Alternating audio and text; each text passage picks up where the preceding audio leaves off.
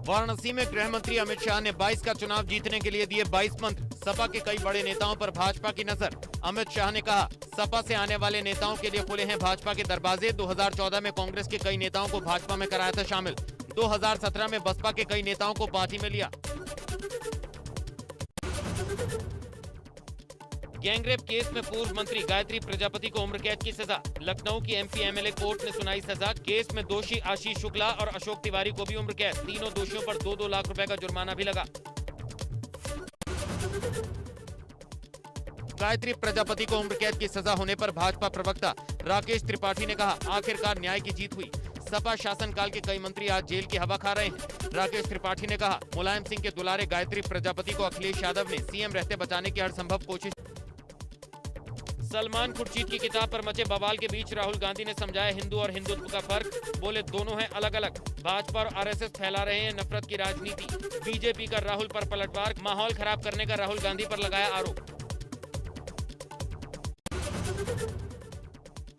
भारतीय किसान यूनियन के प्रवक्ता राकेश टिकैत ने कंगना रनौत पर साधा निशाना। कहा, कंगना को इतिहास पढ़ लेना चाहिए।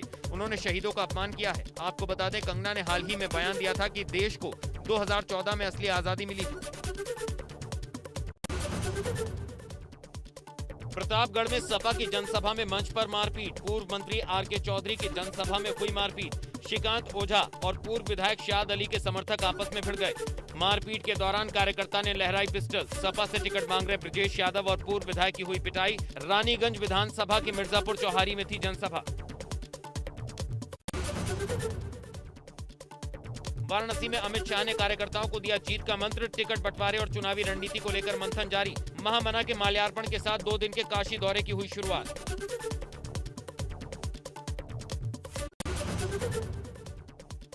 सामाजिक परिवर्तन रथ यात्रा लेकर गोरखपुर के चौरी चौरा पहुंचे प्रसपा प्रमुख शिवपाल यादव ने अमरीश यादव को बनाया उम्मीदवार। शिवपाल यादव ने फिर दोहराया कि सपा से गठबंधन की चल रही बातचीत। कहा, प्रसपा 2022 में सरकार में होगी। सुल्तानपुर पहुंचे सीएम योगी आदित्यनाथ। पूर्वांचल एक्सप्रेसवे की तैयारियों का लिया जायजा। 16 नवंबर को पीएम मोदी करेंगे एक्सप्रेसवे का उद्घाटन। सीएम ने एक्सप्रेसवे पर एयरफोर्स फाइटर प्लेन टचडाउन का रिहर्सल भी देखा।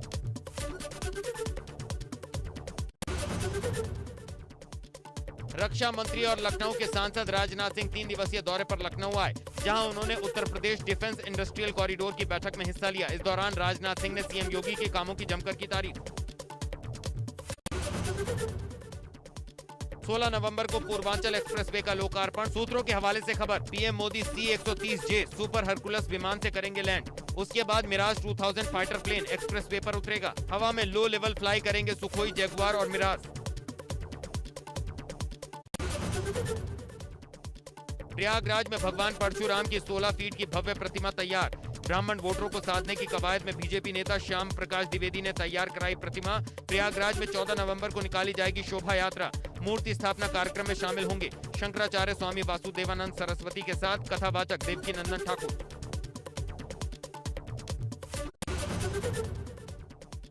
कांग्रेस नेता सलमान खुर्शीद के बाद राशिद अल्वी के बयान पर अयोध्या के संतों में जबरदस्त नाराजगी। संत समाज ने कहा, कांग्रेस नेताओं का मानसिक संतुलन खराब है। लगातार सनातन समाज के खिलाफ बयानबाजी कर रहे हैं कांग्रेस नेता। कहा, इनके खिलाफ हो कठोर कार्रवाई। अयोध्या में अक्षय नवमी के पुण्य मौके पर 14 कोसी परिक्रमा हुई शुरू। कोरोना के चलते परिक्रमा रही थी बाधित। इस साल रामलला के भव्य मंदिर निर्माण के चलते दूर दूर से श्रद्धालु पहुंच रहे अयोध्या। उत्तराखंड के सीएम पुष्कर सिंह धामी पिथौरागढ़ पहुंचे, जहां एयरपोर्ट पर सीएम धामी को गार्ड ऑफ ऑनर दिया गया।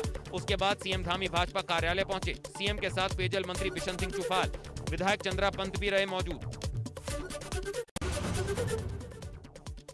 सलमान खुर्शीद के बाद कांग्रेस नेता राशिद अल्वी के बयान पर हरिद्वार में संत समाज में भारी आक्रोश। अखिल भारतीय अखाड़ा परिषद के अध्यक्ष रविंद्र पुरी ने दर्ज कराया विरोध। कहा, दोनों नेताओं के खिलाफ दर्ज कराएंगे मुकदमा। बद्रीनाथ धाम में कड़ाके की ठंड पड़ रही है। यहाँ तापमान 0 डिग्री से भी नीचे जा चुका है। यहाँ नाले और झरने जम गए हैं। ठंड को देखते हुए प्रशासन ने अलाव की व्यवस्था की है। पवित्र छड़ी यात्रा 1 महीने बाद वापस आई हरिद्वार। ये यात्रा जूना अखाड़े के माया देवी में समाप्त हुई। जूना अखाड़ा निकालता है यात्रा। इस मौके पर कैबिनेट मंत्री यतीश्वरानंद भी मौजूद रहे। तकरीबन 70 साल पहले ये यात्रा रोक दी गई थी, लेकिन 2019 में यात्रा फिर हुई शुरू।